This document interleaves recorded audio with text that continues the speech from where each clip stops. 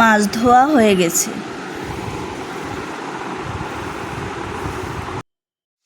এবার মাছগুলোকে হলুদ লবণ মাখিয়ে কড়াইতে তেলের মধ্যে দিয়ে দিলাম। মাছ ভাজা হয়ে গেছে, এবার আমি নামিয়ে নেব। মাছ ঝোলের জন্য আমি পেঁয়াজ, আদা, রসুন, কাঁচা লঙ্কা, টমেটো, ধনেপাতা কেটে নিয়েছি। এবার আমি পেঁয়াজ, রসুন, আদা, কাঁচা লঙ্কা পেস্ট করে নেব।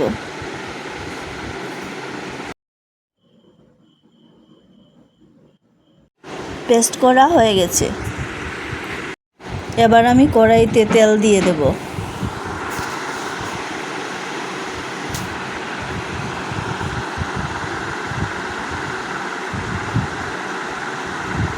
তেল গরম হয়ে গেছে, এবার পেঁয়াজ কুচি দিয়ে দিচ্ছি।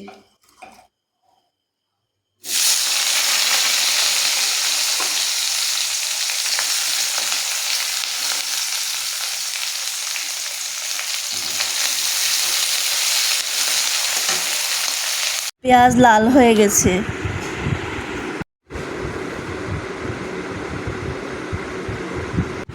এবার আমি পেস্ট দিয়ে দিচ্ছি।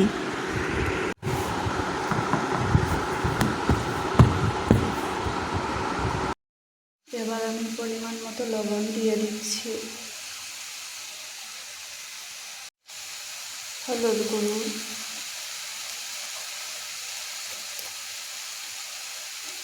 জিরে গুঁড়ো, ধনে গুঁড়ো, সামান্য পরিমাণ লঙ্কা গুঁড়ো দিয়ে দিলাম।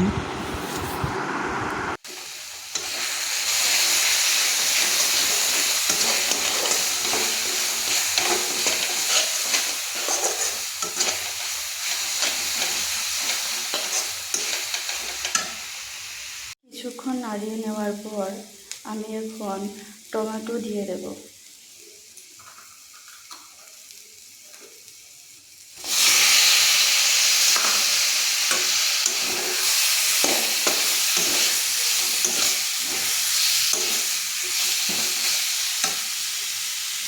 এবার জল দিয়ে দেব।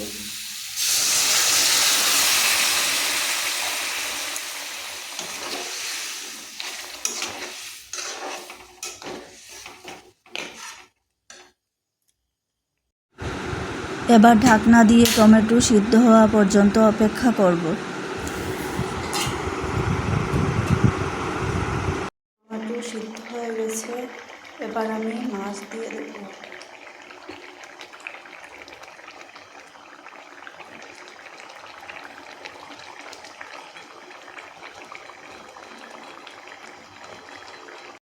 এবার ধনেপাতা কুচি দিয়ে নামিয়ে নেব।